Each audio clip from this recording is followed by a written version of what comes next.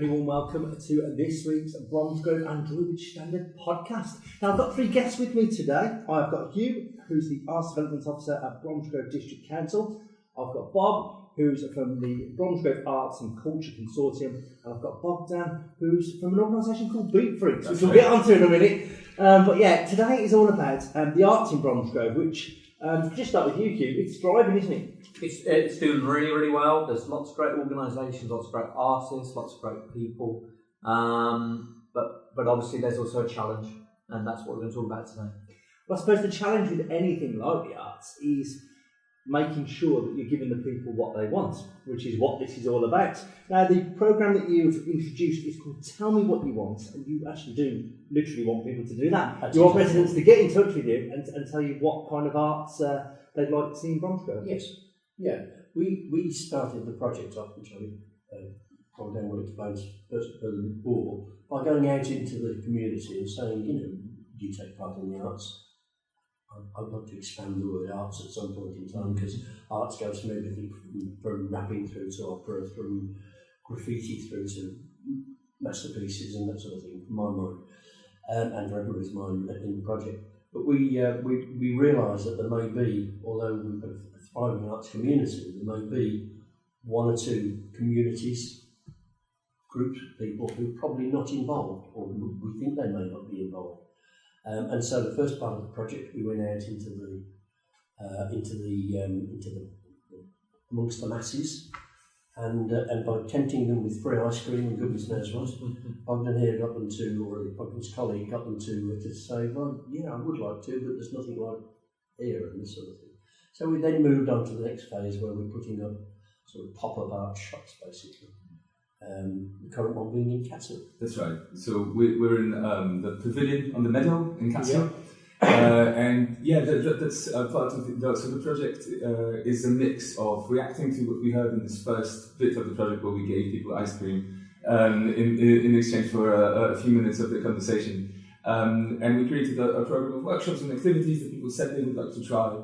And the idea is if they come to take part in them, to ask them, are you enjoying this? And if so, what's stopping you from doing this more?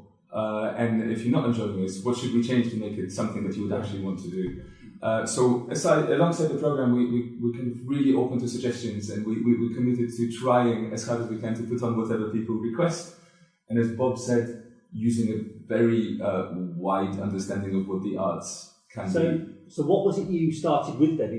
What were the workshops? Were they drawing workshops? So we had drawing workshops. We had creative writing workshops focused on kind of personal storytelling. We had a workshop and a kind of maybe a good example of how the definition of arts changes with time. We had a workshop in filmmaking, but filmmaking specifically using your phone. Yeah. So we brought in a professional filmmaker who kind of showed the power of the device that most of us carry in our pockets, and how you can still apply the rule of threes and compose shots and so on. And so people used it, some to kind of make better films of their grandchildren, and some to... We've actually got one coming up on podcasting. Have you? Yeah. We learned from that. We're doing one on podcasting, because I think everybody basically has got a story to tell. Now, when I say story to tell, it could be a picture in them, a film in them, it could be a short story, it could be a novel. Could have, everybody's got something in them, and I suppose it's about getting that creative up, because who knows, you might find the next, Steven Spielberg or just a good example of that. We had a workshop with Spoz, our local poet, whereby we all sort of sat around, a dozen of us, I suppose, sitting around. He gave us a word, we wanted to think of words that rhymed with that word, and then he went from one to each of us. We all added lines into the poem to end up with that word. And people who've never done anything like that before were coming out with the most outrageous things I was saying. They essentially took part in a rap battle. It was a rap battle, basically. Yeah. But I then went home with some of the thoughts that I put down and wrote myself a poem, which is the first time I've ever done that in my life. But I think just a good thing to add is as well was we've been meeting some fantastically creative people around the district. I think it's also worth saying that even if you don't end up being the next Steven Spielberg, doing creative, investing in your creative pursuits, and by investing time into actually doing them is fantastic for health reasons, for development of transferable skills. If you look at that, there's so much, even if you don't then end up having a career in the field. Yeah. I mean, they do say, don't they? Don't write a book because you want to write a book. Write a book because there's a book in you bursting to get out. So I guess that everybody will have something they want to do. Going on from what Bogan said there about welfare and feeling good, your paper ran an article a few weeks ago now about Bromsgrove and the area and wanting it to be better for people, better housing, better places to work and all this sort of thing. But really, and it unfortunately never mentioned the arts, and it people enjoying places like the Artrix and going along there, coming along to the wonderful Bromsgrove Folk Club, which I run in various places. You see, we left that out, so you get in touch with it. Exactly. I thought Bob hasn't contacted us for a while, and then give him a reason. I think that apart from watching television or whatever, that is what defines an area. The culture and the arts of that area and the things that people get involved in, as opposed just to going to work or just living in a nice house. I suppose the other thing is as well, is that it might not just be the people who want to take part in these sessions, it's people who want to watch this kind of art as well, which is where obviously we've got the Bromsgrove Festival coming up, which we'll talk about in the future, and everything. So how can people get in touch with you if they want to find out more? There is, sorry, no, you go first. Right, so there's a variety of ways. One is to just poke their heads in to wherever we are, so Castle until the end of the month. The drop-in space is there from 11 to 2 most days, although we stop for Easter, so we won't be there on Good Friday or on Easter Monday. Back on Tuesday after that. You don't need to book, you don't need to warn us you're coming. So it's 11 till 2 at the pavilion. And on Wednesdays there's an evening time when it's open as well. From 7 to 8, is it? 6 to 8. 6 to 8. Yes. Or 5 to 8. 5 to 8. 5 to 8. It's all on our website anyway, it's so you can get all the details there. It's also possible to contact us by email. The best address is info@beatfreaks.com. Beatfreaks is spelled in an unorthodox way. Right. So it's BEATFREEKS.com. Okay, so it's info@beatfreaks.co.uk. .com. And Freaks is double E. That's it. The other thing we need to stress as well is when we say Bromsgrove Arts and Culture Consortium, we're actually talking Bromsgrove District, aren't we? Not just Bromsgrove Town Centre. We were in Rubery before we got to right. Catskill. We're hoping to do work out in Withall and places. Yes, it is the wider Bromsgrove area that we're looking at, not just the High Street. So you're looking for people to get involved in this as well. Yes. Are you looking for kind of like ambassadors for people who can? We are, yeah. I mean, if there are people who connect with the project during its duration, then we would then want to capitalise on that. And later on, we're looking at producing a toolkit that kind of starts to kind of articulate the way forward with arts organisations, how to work with individuals, how we might want to change things going forward, and those people would be part of that picking that up. So I think they connect with Beat Freaks during that journey or ourselves, but absolutely it would be great. The other way of keeping in touch with us is social media. Yeah. And if you're on Facebook, just tell me what you want into your search. Not into Google, obviously, because you could get not into Google. Right dodgy.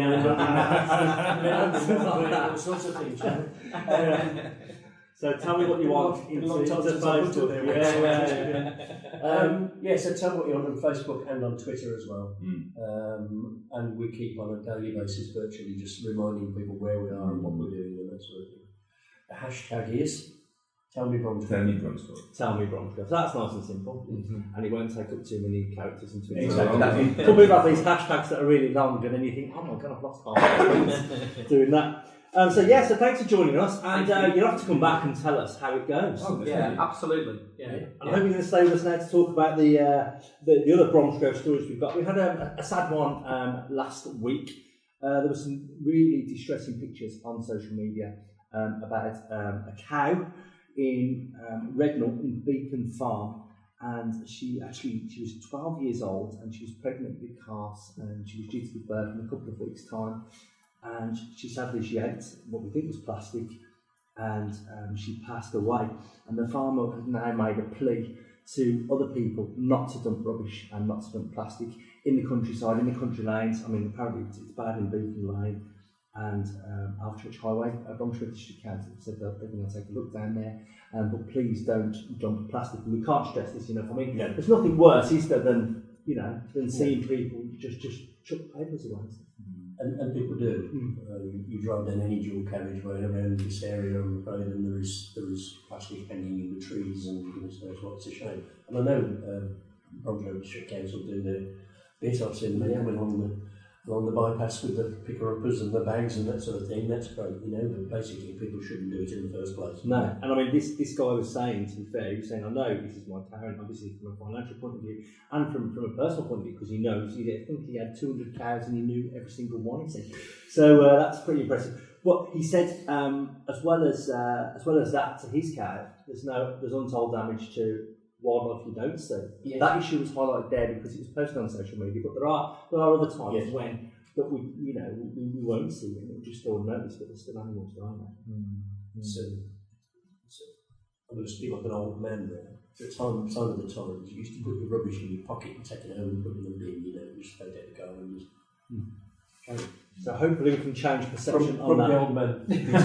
No, it's right now. It needs saying. Now, last week we covered the Pride of Longridge Rally. We had Gemma and Andy. We forgot that. Gemma and Andy in the studio. I went along on Saturday. Did anyone else go to that? I didn't go to that. No, it was such a brilliant event, and I met so many interesting people. We've got a picture spread going on in this week's paper. We've got it on the website as well. We've got a little video as well of some of the cars that took part. But some of the people I met, there was one called, there was 4 people from who'd come all the way over from Slovenia, and they'd driven there in this Rover 75 1.8 turbo. And they were great. They were saying like they'd slept 3 times. They slept twice. I think they'd slept in Germany and then again in Dover when they got off the ferry. And it was just brilliant. They'd come all the way over, and it was their first one.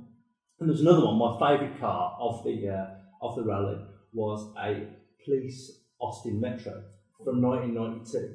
It was a Metropolitan police car, and it was in service till 95 when it got severely damaged. And the TV production company bought it, and it actually ended up in the bill. So this was brilliant. So this was good. And then this guy had owned it, and I said to the guy, "Well, what are the legalities like, of driving that car? Because surely you can't just go out on the road in a police car if you're anybody." And he said no. He said he has to cover up all the livery on the car, put a black bag on the blue lights, disconnect the 2 tones from inside. And I said it's quite interesting if you ask a child these days to do a sound of a fire engine or a car or a police car or an ambulance, they still go nee nah nee nah nee nah. I don't know if that's passed down by parents or whatever, because no police car or ambulance or anything goes nee nah anymore. They're all like the cartoon ones do. The cartoons do. Probably. Yeah. My son-in-law's mother was there and father were there. At the rally, a mini from way back in the 50s that they were still on about. Beautiful, I can't remember its name now. It's got a name, it's something like Lucy or I can't remember the name. I'm sure you'll tell me when you said it. But it's a beautiful little mini, kept in absolutely pristine condition. 60th anniversary. And Gemma was saying last week, she was saying that a lot of the cars look better now than when they came off the track, because some of them were quite renowned for having big. I mean, I think Ian said he had a hole in the floor of his Mini, and Gemma was like, "That's the norm." Yeah, like many cars in those days, you got the Friday afternoon one, you were in a bit of trouble. That's right. The Friday afternoon one. I tell you what, that'd be a good talk for a play, wouldn't it? But somebody's coming forward. The Friday afternoon Mini. Use that as your working title. Where does it go from there? We want to hear from you. So that'd be good. I look forward to that at Archix or Rubery Church Centre. That could feature as part of our project, couldn't it? The Friday night. I want to see that. And got loads going on in Easter, over Easter, because obviously we've got Good Friday, Easter Monday, loads going on. We've got loads on the website. We're going to be hopefully putting church services up as well, let people know where they can be going. And also, it's St George's Day next week. Now, Bromsgrove, unlike a lot of places, does actually have a St George's Day celebration every year. And it's fantastic. I always take my girls down there, and I'll be doing that because of our 2 daughters. absolutely love it, and we get to do crafts and stuff and just classic cars. So that takes place this Saturday. We've got international singer Lucy Williams, whose repertoire includes pop, rock and jazz music. And we've also got Ardrix Songstars Choir, Blackwell Band, and also just going to be loads of activities as well. It's going to be a Punch and Judy show. Who doesn't love a Punch and Judy show? You don't see many until you get to the coast. So seeing one in land is a rarity. So get yourself down to the Punch and Judy show. And also Steve Chaos will be there. He's really good. You know, he's excellent. We can talk about Steve Chaos. Yeah. No, well, the whole program will be really good. So it's, it's been going on for a few years now. And as you say, the council's really keen to engage with that day, and the event is growing, and it's a very successful. Is this all on the high street? Yes. Yeah. So it'll be great, and Steve's brilliant. Steve's really engaging. And we've got midday till 4 p.m. And there's going to be some real knights in attendance as well, as Arthur and his Knights of the Round Table turn to the high street. It's really study operatic society spam a lot, but it is really knights and that. No, it's not. So yeah, it's real. Oh, it's real. Okay. Yeah. So you'll have a lovely night, spelt with a K. And so that's 12 till 4. And then just quickly, just one more story I'm going to mention before we go to the sports, and that's we've been doing this. Who's been to the Norbury Theatre? Everyone? Yes. Yes. Yeah. Well, we've got some good news this week because we launched a campaign with them last year, and work has now been carried out on the roof that we needed. So that's fantastic. That will It's a lovely hopefully theatre. it is a lovely theatre. It's a lovely And of theatre. course, Rick It's Mayo as well. Rick Mayo trod the boards there for the first time, Absolutely. and his family were massively involved in the Norbury. So that's great news. So that will hopefully keep the rain. Just before Christmas, you said the little shop of horrors, which was That's such a great musical, isn't it? So that we've got sport on Saturday. Now it looks very much like Bromsgrove Sporting are going to finish second. They're guaranteed second place, but there's 3 games left. They've got Aylesbury United this Saturday, who are 14th. Unfortunately, they're 7 points behind Peterborough, and they've got 3 games left, so they can only get 9 points. So they're going to require Peterborough to lose 3 games, or lose 2 and draw 1. But unfortunately, Peterborough have only lost 3 all season, so it's looking like playoffs for Bromsgrove. The good news is, if Bromsgrove do get through to the playoffs, they're going to be home in the semi-final and home in the final. You don't get that much in football, do you? You get to be home in the semi-final and in the final as well. So good luck to Sporting. They've got they won last week. Tom Taylor scored 1-0 win over Cambridge City. Can I just say that Sporting had more than one side? And I have to say that because my grandson plays for their under 18 clubs. We're down in 2 finals this year already. So that's fine. That's good. Maybe we'll get the Colts on. We'll get the manager of the Colts on. See how they do in those finals. And then we've got Droitwich Spa as well. They drew 1-1. That was last night. Jack Davis on the mark for them. They won 2-1. 2 goals from Ben Tilbury on Saturday, and they finished 3rd, which means they're guaranteed this level of football next season. I don't think there's playoffs in this division. And they've got Newport Town at home on Saturday. So that's just about all we've got time for the news and sports.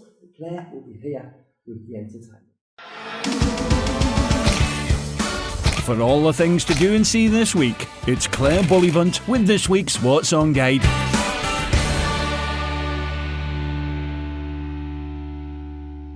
Thanks, Tristan. Once again, we've got some fun things happening this Easter in town. My name is Claire Bullivant at the Bromsgrove and Droitwich Standards, and these are my top picks of things to do and see this week in the Bromsgrove and Droitwich areas. And I'm lucky to have you again with me this week. Starting off, I don't know anything about what's on and ends. you're not I don't the know why first you keep person to do asking me. this with me, but Right.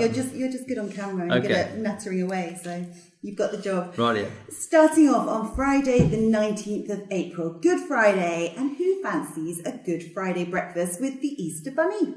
Oh, I can see your script. Or you could be doing that, Ian, at Churchfield's Farm in Salwark near Droitwich. They have lots going on at the farm over Easter. They have ewes and lambs in the fields. They've got their pedigree milking cows. You talked about earlier that somebody knew or Tristan talked about earlier, someone knew all the cows. This farm knows every cow has a name. I think farmers just say that. No, I know they ain't them going to know personally. every They name of really every do. cow. They're all the same.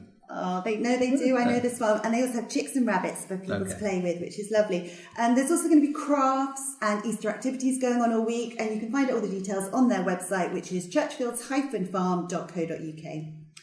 Also, starting on Friday, the 19th of April, there's an Easter egg hunt going on at the gorgeous Hanbury Hall and Gardens. This is running every day from Friday the 19th until the 22nd of April, 10 a.m. till 4 p.m. It's £3 to actually enter and become a ranger there for the day. And dogs are very welcome too, which is a nice touch, isn't it? As long as you keep them on a lead, they can help you find all the Easter eggs.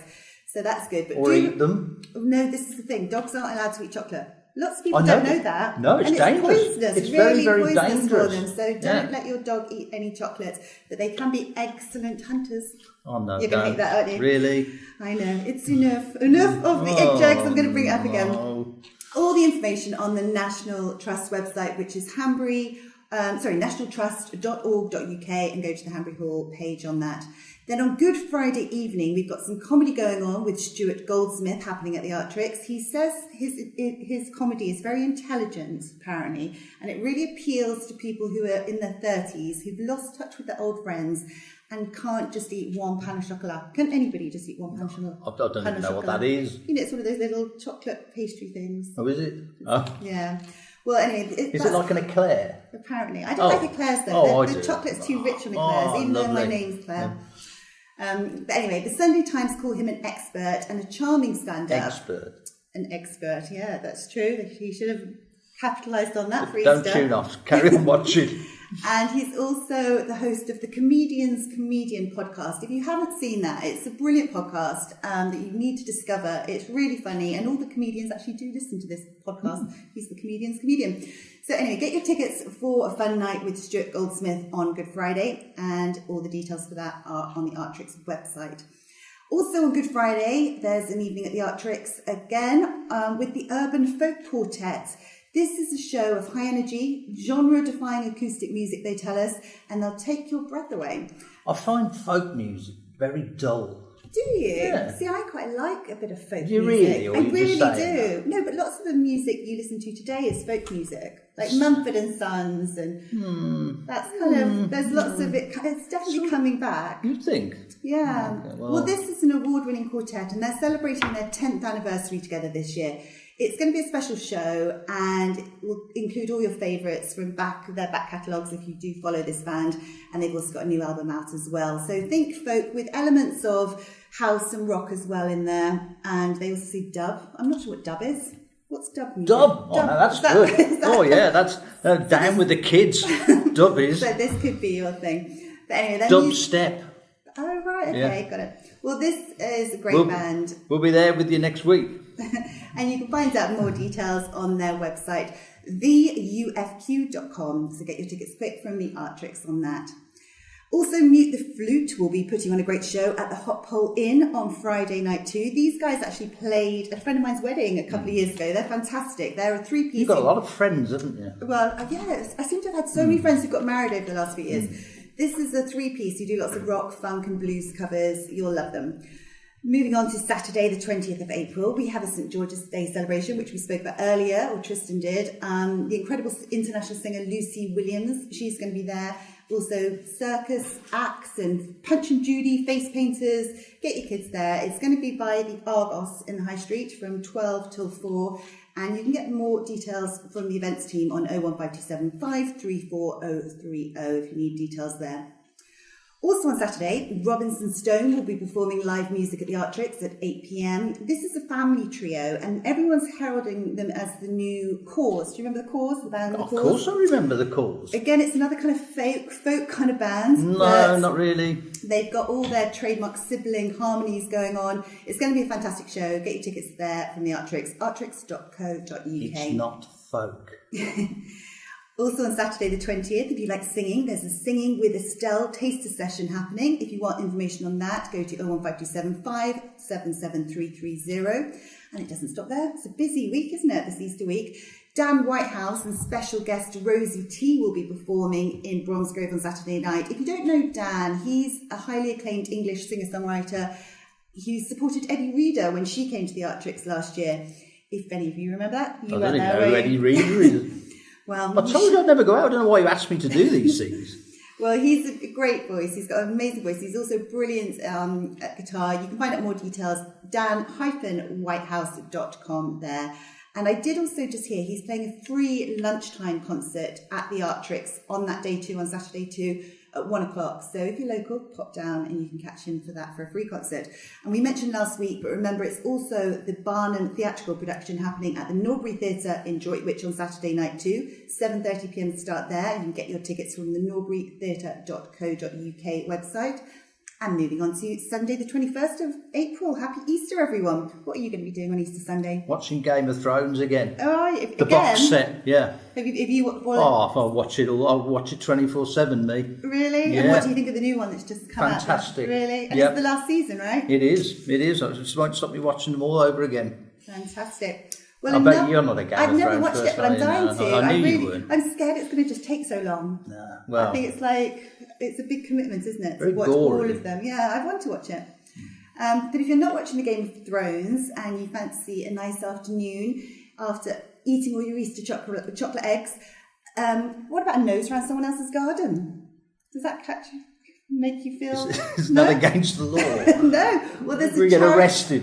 These are starting to pop up all over the place, and there's a charity day that somebody opens their garden up for charity, and this one is the NGS charity happening at 24 Alexander Avenue in Droitwich, and apparently it's an absolutely splendid garden. Is it a real thing, or are you just padding it out? No, they've sent us the details, and these are starting to happen all over the place now. People are like opening up their beautiful gardens, and you can go and have tea and coffee and see all the nice It's not shrubs code and... for burglars to talk to each other. Do you know is it, what? via You mentioned that. I've never thought about that, but you pay a small fee, normally like £3 or £3.50. This one's £3.50. Children are free. But yeah, you can have a little nose around, and there you go. Also on Easter Sunday, Dan Greenaway is performing in the afternoon at the Artrix. It's a free concert entry between 1 and 3 p.m. in the foyer.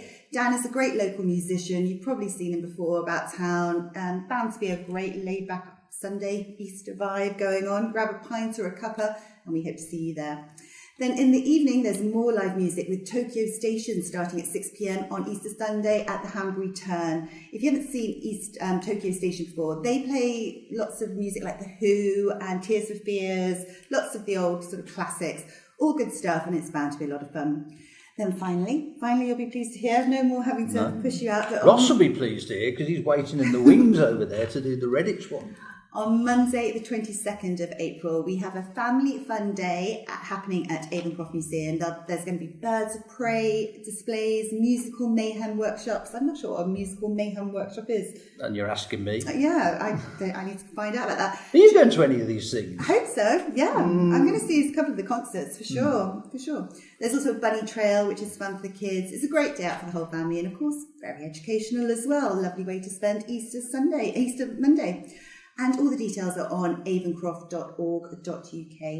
And that concludes our roundup of events to see and do this week in town. If you'd like an event included in this podcast on our social media and also put in the paper, please give us a call and we'll help you spread the word. Word even. Thanks for listening. Bye. Bye. Okay, thank you, Claire, for that great entertainment roundup. So make sure you get yourselves out and about in Bromsgrove, Droitwich and Furtherfield this weekend. And you know, it's a bank holiday weekend, there's no excuse. I think the weather's going to be fine, fingers crossed. But so do that. A big thank you to Bogdan, Bob and Hugh for coming in. Thank you. And I hope you'll come back and join us and tell us a little bit about how it's all going. Absolutely. In the meantime, if you want to get in touch with us, you can email us, editor@bromsgrovestandard.co.uk, editor@droitwichstandard.co.uk, and also you can see the two websites, bromsgrovestandard.co.uk and droitwichstandard.co.uk for daily updates. Remember, please get in touch with anything you've heard on this podcast, anything you want to discuss about the local area, and we'll do our best to feature it. See you next week.